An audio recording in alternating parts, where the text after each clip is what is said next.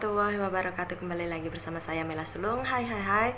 Selamat pagi buat teman-teman dimanapun kalian berada, sehat selalu serta dalam lindungan Tuhan, amin. Masih banyak banget buat teman-teman itu belum tahu isi surat kontrak kerja itu seperti apa. Berbagi informasi tentang isi surat kontrak kerja khusus buat TKW yang ada di Singapura. Nah, jangan lupa like, comment, and subscribe, dan tekan tombol lonceng agar teman-teman bisa ngikutin update terus video Mela Sulung terbarunya. Untuk surat kontrak kerja ini biasa kita dapatkan pas untuk pertama ya, kita datang di agensi itu biasanya kita dikasih, tetapi majikan itu nggak ngasih ya, menggunakan translate berbahasa Indonesia itu kebanyakan majikan yang simpan dan kita tidak dikasihkan. Jadi kita tidak tahu isi surat kontrak kerja itu seperti apa.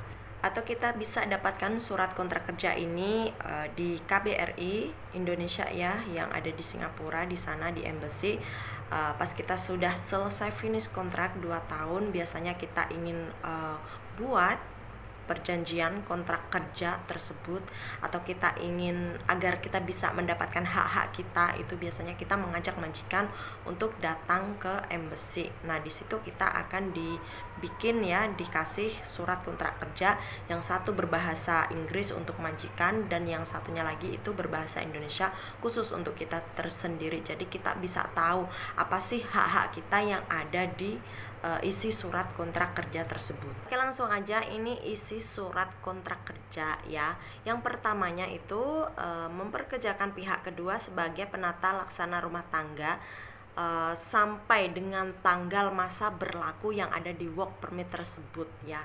Biasanya untuk sekarang ya, work permit itu kan tidak ada masa berlakunya, tapi bisa scan di barcode itu di sampingnya work permit. Nah, di situ kita akan melihat tanggal berapa selesai bekerja di majikan tersebut. Nah, biasanya sebelum selesai kontrak kerja, MOM akan mengirim surat kepada majikan. Jadi biasanya itu pas kita medical ya. Nah, di situ kalau misal kita mau lanjut tambah kontrak ya, kita medical. Tapi kalau kita tidak lanjut, tidak tambah kontrak, kita tidak usah medical. Itu tadi ya, yang pertama itu sesuai masa berlaku yang ada di dalam work permit. Ada ini majikan yang masih butuh kepada kita, tapi kita sudah expire ya, kita sudah masa berlaku sudah selesai, tapi majikan masih butuh kita, mungkin extend ya, 1 bulan atau 2 bulan, itu minta izin ke MOM, kita diperbolehkan. Yang kedua itu memperhatikan dan melaksanakan peraturan kerja yang ditetapkan oleh pemerintah Republik Singapura dan terhadap peraturan yang dari waktu ke waktu diatur dan ditentukan oleh pemerintah. Nah, ini tuh gimana ya, majikan itu harus memperhatikan peraturan terbaru yang ditentukan oleh pihak KBRI Singapura atau pemerintah Singapura. Untuk misalnya nah sekarang kan peraturan itu gonta-ganti ya, kayak seperti dulu itu asuransi sekian, terus tahun berapa kemudian ada peraturan baru itu harus majikan membayar bond ya. Bond itu seperti asuransi tapi kita bayarnya di embassy. Kita ingin pulang harus ada surat kontrak kerja, ada KPIS, ada KTKLN. Nah, itu biasanya majikan harus update ya, harus sering ngikutin peraturan terbarunya gitu. Oke, dan untuk yang ketiga ini menyediakan tempat akomodasi secara gratis ya, makanan 3 kali ya, makan 3 kali ya, 3 kali sehari. Tapi biasa rata-rata mayoritas orang di sana di Singapura itu makanya kalau pagi ya misal teh, kopi atau melo sama roti ya, tergantung dari majikannya juga ya. Tapi untuk majikan selain dari Melayu ya, ini biasanya yaitu tadi sarapannya ya mungkin ketemu nasi, makan itu 1 kali atau 2 kali. Mungkin untuk siangnya kita makannya apa yang ringan-ringan, malamnya itu nanti makan nasi atau ya dibalik-balik kayak gitu ya. Terus ini yang keempat, mengizinkan pihak kedua menjaga barang-barang milik pribadinya ya. Nah, Jadi ya termasuk dokumen kita, paspor, work permit, tabungan kita, itu uang kita.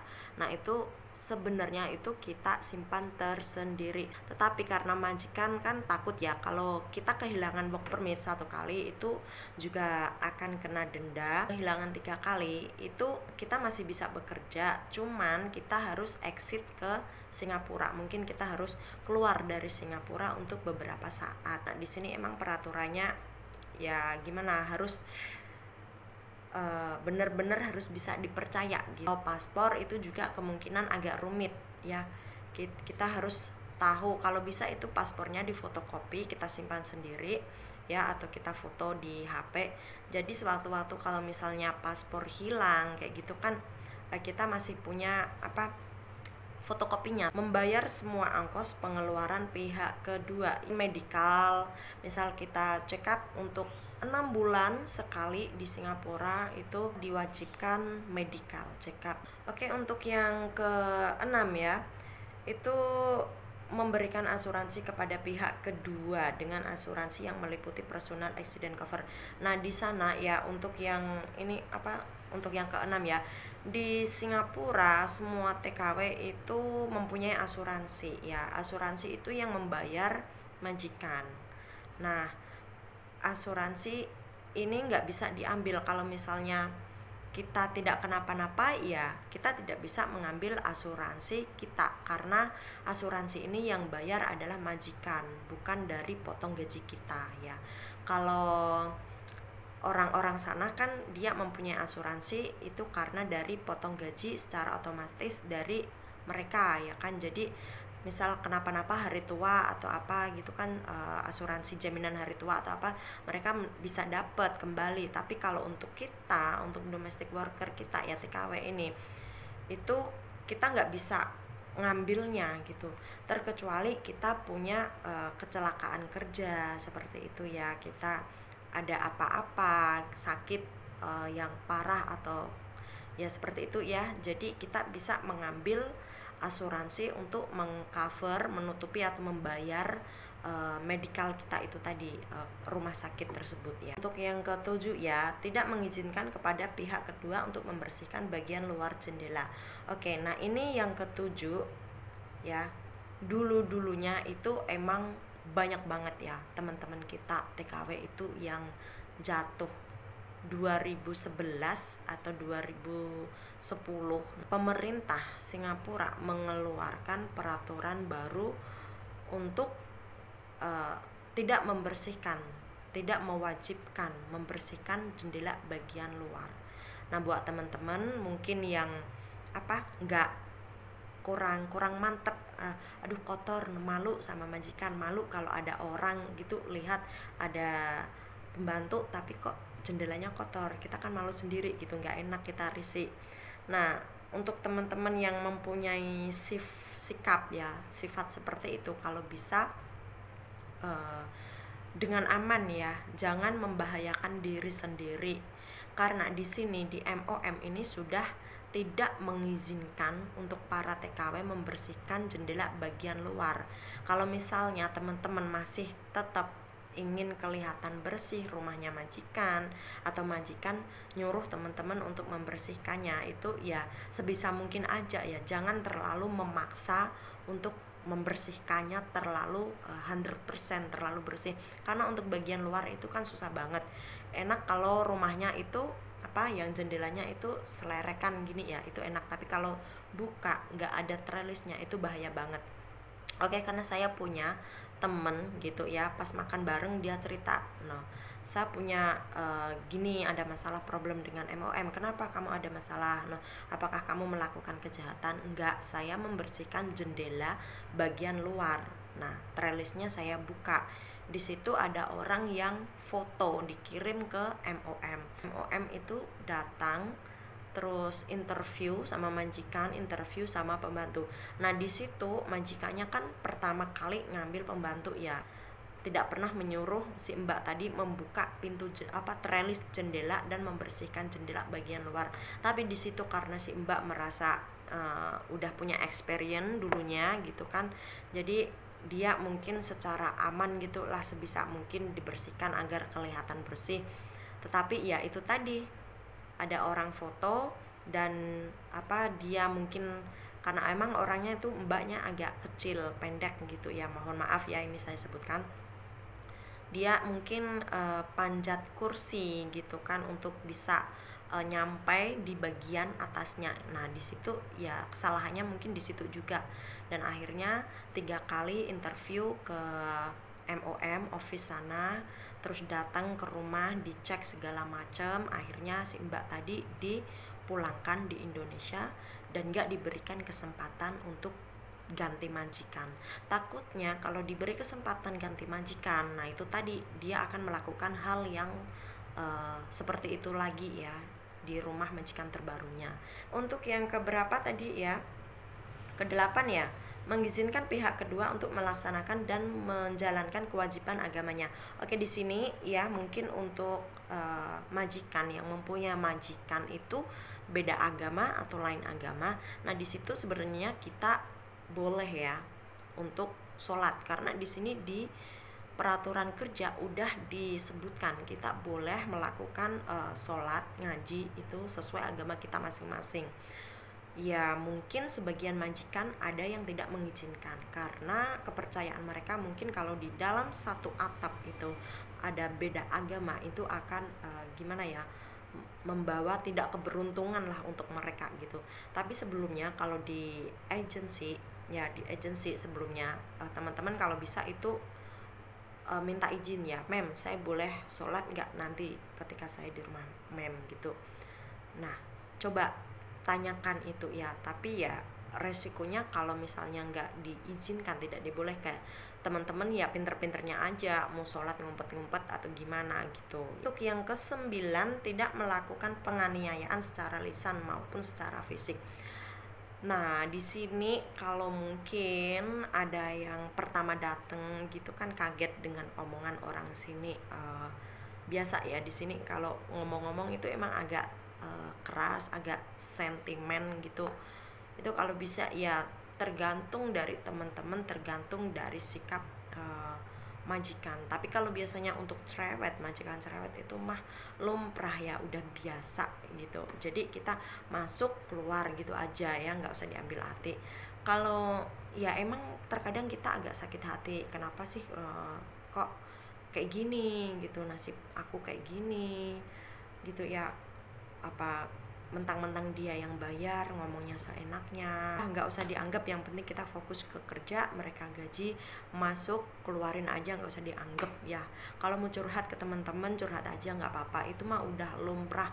Kalau teman-teman nggak kuat dengan omongan orang yang kayak gitu ya, mau gimana lagi, kita di sana ngikut numpang, jadi ya udah bodo amat gitu, biarin aja mereka mau ngomong apa gitu, udah angin-angin aja gitu ya. Memberikan kepada pihak kedua cuti 2 hari cuti setiap bulan. Nah ini kalau untuk masalah cuti ya, maksudnya itu off day. Untuk off day itu tergantung. Untuk pertama kalian diambil di agensi itu ditulis, nanti kan agensi ngasih tahu kamu dapat off day 1 kali. Kalau misalnya kamu nggak off day, nanti majikan ganti kamu ya, bayar kamu misalnya $20, $22, $25, itu semua tergantung majikan mereka mau bayar berapa dalam 1 harinya ya gitu. Ini wajib ya, biasanya 1 kali. Nah ini untuk akhir tahun ini kalau nggak salah ya, ini peraturannya itu wajib libur 1 kali gitu. Jadi majikan nggak bisa bayar kita, jadi itu 1 hari cuti itu libur off day sebulan itu wajib ya buat temen-temen ya. Terus memberikan kepada pihak kedua cuti pulang ya 1 kali setiap 2 tahun. Nah di sini ini cuti kita itu selama 2 tahun kita itu mendapatkan wajib ya cuti itu paling enggak ya 2 minggu atau 3 minggu, atau mungkin kita bisa nego beruntung kalau 1 bulan cuti ya kan, itu wajib cuti. Nah di situ kalau udah selesai 2 tahun cuti itu biasanya tiket yang beli itu majikan. Dan untuk yang bagasi saya ingatkan buat teman-teman ya, untuk yang bagasi ada itu majikan yang enggak mau belikan bagasi kita. Jadi kita bisa ngomong sebelum kita dibelikan tiket ya. Teman-teman harus ngomong, "Mem, no, belikan saya bagasi ya 20 kilo atau 30 kilo." Nah itu nanti majikan bisa langsung order gitu. Karena sebagian itu teman-teman ada yang diem-diem baik, diem-diem aja. Nah akhirnya dibelikan tiket doang gitu. Cuma tes tenteng 7 kilo, yang bagasi yang 20 kilo itu ya nggak dibelikan. Nggak tahu kenapa, katanya sih nggak dibelikan gitu. Tapi kalau bisa ini sebelumnya buat teman-teman harus ngomong terlebih dahulu sebelum dibelikan tiket. Nah kalau misalnya teman-teman nggak pulang cuti, itu teman-teman biasa diganti uang ya. Nah ini juga teman-teman harus ngomong, jangan diem-diem baik. Kalau diem-diem aja nanti ini uang ganti cuti itu biasanya nggak dikasih, atau kamu diem majikan juga akan diem gitu. Nah itu sifat mereka ya. Ada juga yang mereka otomatis lah, kalau kamu nggak pulang saya ganti uang. Ada yang langsung nyebutin kayak gitu. Biasanya ya tergantung tiket pesawatnya itu berapa, tapi paling enggak sih rata-rata 1 bulan gaji. Ada yang separuh dari 1 bulan gaji kita gitu, yang nggak sama, beda majikan nggak sama. Oke langsung terus ini membayar kepada pihak kedua gaji sebulan. Nah ini telatnya ya 7 hari 7 hari setelah, misal gini, tanggal 1 kita harus gajian, tapi majikan telat ya kan 7 hari, itu ingatkan ya, harus diingatkan. Kalau lebih dari 7 hari 1 minggu itu majikan udah nggak transfer atau nggak ngasih gaji ke kita gitu. Terus kita udah ngomong baik-baik, udah diingetin tapi belum aja digaji, kita bisa coba telepon ke agensi kayak gitu. Tapi ada, ya udahlah, ada ya teman-teman yang percaya, nggak apa-apa lah, biar disimpan aja sama majikan, nanti sekalian bulan depannya gajian kayak gitu. Ya semua itu tergantung kalian. Kalau kalian teman-teman mau ngurus, berani ngomong gitu ya, itu gaji kalian akan tepat. Tapi kalau teman-teman diem aja gitu ya, ya udah kalian diem, majikan diem, ya udah entah gaji kalian itu mau dikasih apa enggak. Pengalaman saya sendiri pun dulu gaji disimpan sama majikan ya. Nah tapi pas giliran saya udah nggak cocok sama mereka, saya udah mau transfer, totalan uang gaji itu keliru. Nah saya masih menyimpan uang beberapa dolar sekian, ditulis kecil di pojok. Jadi kan saya kira nggak tahu, tapi mohon maaf karena saya ingin tahu ya berapa gaji saya, karena saya nggak pernah tanda tangan pas ngambil uang itu. Kalau saya minta kasih 50, saya minta 100 ya dikasih, kadang minta 200. Kalau nggak minta, saya nggak ngomong, nggak keluar ini mulut saya, dia nggak akan ngasih gaji saya. Nah tapi ya saya percaya aja karena emang dia gimana, orang baik gitulah, saya anggap orang baik dia. Tapi pas giliran saya mau transfer itu uang ya, totalan itu semua jumlah keliru. Jadi saya sebelumnya ini ya, itu saya sudah foto ya itu. Nah itu kan di budget ada ya, buku Januari, Februari, Maret, April, Mei. Nah di situ saya foto, saya tulis tersendiri, saya tulis sendiri di kertas saya pribadi gitu kan. Jadi saya tahu saya oke, tanggal sekian, jam sekian saya ngambil uang sekian. Oke, jadi jumlahnya masih sekian. Saya off day kan nggak dipotong ya. Nah di situ jadi ya udah saya ngambilnya sekian. Oke. Jadi buat teman-teman pengalaman ya, kalau misal gaji disimpan majikan, teman-teman harus tetap masih nyimpen ya daftar gaji kalian tersendiri. Membayar dan menanggung ongkos pembuatan paspor. Oke. Nah, jika buat teman-teman paspornya habis di Singapura, teman-teman bisa memperpanjang di KBRI di sana di Singapura ya, itu 3 hari jadi. Ini ongkosnya siapa yang bayar? Majikan yang bayar. Nah, murah banget ya. Itu cuman 38 itu dulu ya. Dulu saya 38 dolar. Untuk sekarang nggak tahu apa turun apa naik. Nah teman-teman bisa cek video saya ya sebelumnya, nanti saya kasih link di deskripsi ya, saya kasih link di situ. Teman-teman bisa cek cara pembuatan paspor di Singapura itu seperti apa, bagaimana syaratnya apa, terus apa aja yang perlu dibawa ya untuk memperpanjang paspor di KBRI Singapura. Saya sharing-sharing buat teman-teman, mungkin ya semoga bermanfaat. Dan mohon maaf kalau ada kesalahan kata-kata ucapan saya di video ini. Jangan lupa like, comment, and subscribe. Dan see you for next video. Bye-bye.